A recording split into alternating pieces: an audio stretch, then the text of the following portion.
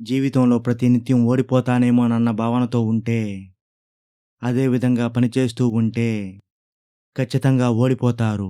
అటువంటి భావనను మనసులో నుంచి తీసేసి, విజయానికి పథకాలు రచిస్తూ ముందుకు సాగిపోయినప్పుడే గెలుపు సొంతమవుతుంది.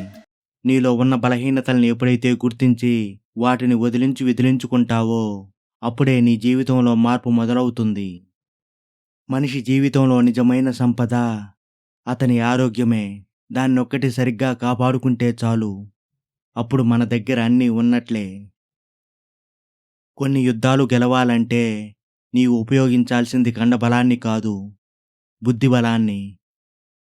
జీవితంలో అతిగా, అనవసరంగా ఆలోచించడం అనేది నిజంగా ఒక చెడ్డ వ్యసనం లాంటిది. అది ఏమీ లేని సమస్యను కూడా పెద్దదిగా చేసి చూపించి మన జీవితాన్ని నిరంతరం భయపెడుతూ ఉంటుంది. పట్టు వదలకుండా నిరంతరం చేసే సాధన ద్వారానే ఎటువంటి పనినైనా సాధించవచ్చు. ఈ సాధనా శక్తి వల్లే సామాన్యులు కూడా అసామాన్యులుగా మారుతారు.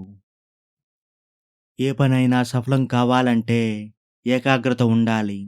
ఏకాగ్రతతో పని మీద మాత్రమే శ్రద్ధ పెడితే జీవితంలో మనం ఊహించని ఫలితాలు సైతం లభిస్తాయి. శరీరానికి గాయం అయితే మందు పూసినట్లయితే కొంతకాలానికి తగ్గిపోతుంది. అదే మనసుకు ఒకసారి గాయమైతే ఎన్ని మందులు పూసినా కూడా ఏమాత్రం తగ్గదు. ఎల్లకాలం అలాగే ఉండిపోతుంది. అందుకే ఎప్పుడూ కూడా ఎవరినీ కూడా నొప్పించే విధంగా అసలు మాట్లాడకూడదు. ఎప్పుడైతే నీలో ఉన్న సామర్థ్యాలను గుర్తించి వాటిని సరిగ్గా ఉపయోగించడం నేర్చుకుంటావో, అప్పుడే నీ జీవితంలో ఎన్నో అద్భుతాలు జరుగుతాయి. అవకాశాల కోసం ఎదురు చూడకుండా ప్రతి విషయంలోనూ అవకాశాల్ని సృష్టించుకోగలిగితే అప్పుడు జీవితం ఎంతో ఫలదాయకంగా మారిపోతుంది. గెలుపనేది దానికోసం ఎదురు చూసే వాడిని కాదు, ధైర్యంగా దానికి ఎదురెళ్లే వాడినే అది వరించి తీరుతుంది. నిన్నటికంటే ఈ రోజును మెరుగ్గా జీవించలేకపోతే ఈ రోజును కూడా అనవసరంగా వృధా చేసినట్టే లెక్క. ఒక పనిని ఎలాగైనా సాధించగలమన్న నమ్మకం ఉన్నప్పుడే ఆ పనిని చెయ్యడానికి ఆనందంగా కష్టపడగలం.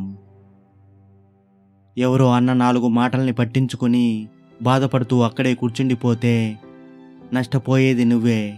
జీవితంలో నష్టం కలిగేది నీకే.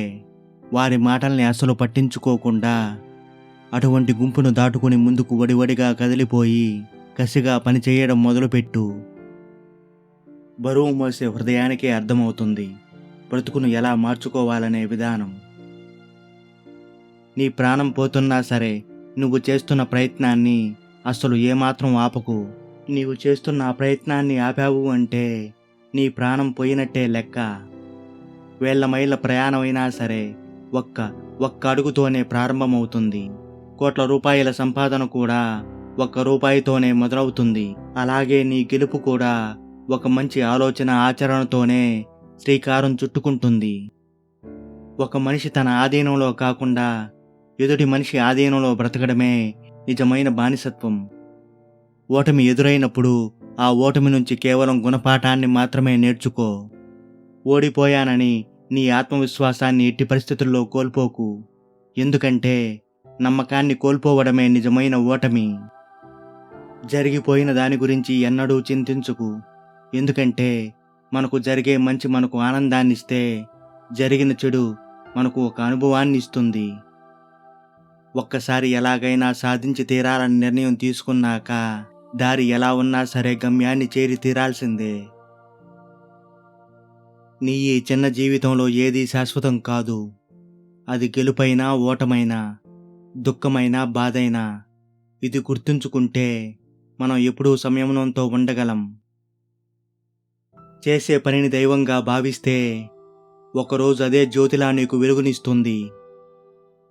పర్వతాలు పిండి చేసే సమయం రాని, 1,00,000 కష్టాలు ఒక్కసారిగా ఎదురవని, 1,000,000 సార్లు నీ గుండె పగిలితే పగలని, ఈ ప్రపంచమే కలిసి నిన్ను ఒంటరి వాణ్ణి చెయ్యని, చివరకు ఆ కాలయముడే వచ్చి నీ ముందు నిలబడని. ఓ ధీర హృదయుడా, వాటన్నిటినీ చూసి నువ్వు ఏమాత్రం చెదరకు బెదరకు. నీ వద్ద అద్భుతమైన ఆయుధం ఉంది. అదే నీ ఆత్మవిశ్వాసం. నీ దగ్గర పైసా లేనప్పుడు, నీ తోడంటూ ఎవరూ రానప్పుడు నేను అనే భావన భారంగా, బంధం అనే పదం చాలా చిన్నదిగా అనిపిస్తుంది. మీకు నచ్చిన పనిని మీరు బాగానే చేస్తారు. కానీ చేస్తున్న ప్రతి పనిని మీకు నచ్చేలా చేయడమే విజయ రహస్యం. వెళుతున్న దారిలో కాలికి ముళ్ళు గుచ్చుకుందని దాని గురించి ఆలోచిస్తూ బాధపడుతూ అక్కడే కూర్చుండిపోకు. కంటిలో గుచ్చుకోలేదు, నేనెంత అదృష్టవంతున్నోనని అనుకుంటూ ముందుకు సాగిపో. మనం ఏదైనా ఒక పనిని చేస్తే అది మనకంటే బాగా ఇంకెవరూ చేయడానికి అస్సలు వీలు పడకూడదు. ఆ విధంగా చేయాలి మనం చేసే పని. చదివినప్పుడు వచ్చే గెలుపు కన్నా గాయం తగిలిన తర్వాత చదివితే వచ్చే గెలుపే గంభీరంగా ఉంటుంది. ఒక నాయకుడు ఎలా ఉంటే అతని రాజ్యం సైనికులు కూడా అలాగే ఉంటారు. అది మంచి అయితే మంచి, చెడు అయితే చెడు.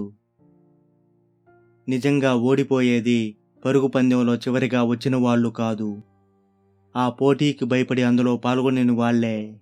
ఇదే నియమం జీవితానికి కూడా వర్తిస్తుంది. మనస్ఫూర్తిగా ఏదైనా ప్రయత్నిస్తే ఆ ప్రకృతి కూడా నేనున్నానని మనకు కావలసిన సమయంలో తన వంతు సహాయాన్ని అందిస్తుంది. మనం ఎప్పుడూ గడ్డి పరకలా ఉండాలి.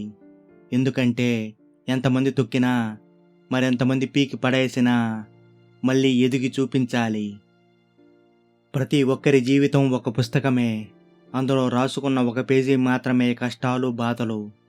జీవితం మారాలి అంటే పేజీ కూడా తప్పకుండా మారాల్సిందే. మన జీవితంలో ఎన్ని పేజీలు మారితే మన పుస్తకం అంత గొప్పగా ఉంటుందన్న సంగతిని అస్సలు మర్చిపోకూడదు. నీవు గెలుపు సాధించినట్లయితే ఆ గెలుపు 10 మందితో మాట్లాడిస్తుంది. కానీ ఓటమి మాత్రం నీతో నిన్ను మాట్లాడిస్తుంది. కానీ ఓటమిలో ఉన్నప్పుడు నీతో నువ్వు మాట్లాడుకునే మాటే నీతో ఉంటుంది. భయపడి అన్నీ మూసేసి ఇంట్లోనే కూర్చుంటే గెలుపు కొట్టే తలుపు చప్పుడు ఎలా వినిపిస్తుంది? గొప్ప గొప్ప విజయాలన్నీ హేళనతోనే మొదలవుతాయన్న విషయాన్ని అస్సలు మర్చిపోకు. నీవు వయసులో ఉన్నప్పుడు పని చేయడానికి, కష్టపడడానికి సిగ్గుపడితే ఒక్కసారి వయసు మళ్ళాక బ్రతకడానికి కూడా సిగ్గుపడవలసి వస్తుంది. నీ బలం ఎవరికి తెలియకపోయినా పర్వాలేదు, ఎలాగో అలా బ్రతికేయొచ్చు. కానీ నీ బలహీనతను మాత్రం ఎవరికీ తెలియనివ్వకు, అస్సలు బ్రతకనివ్వరు.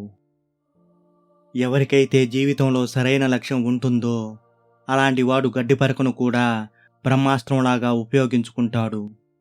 ఎవడైతే జీవితంలో నిర్లక్ష్యంగా ఉంటాడో వాడి చేతిలో బ్రహ్మాస్త్రం ఉన్నప్పటికీ దాన్ని గడ్డిపరకలా కూడా వాడుకోలేడు.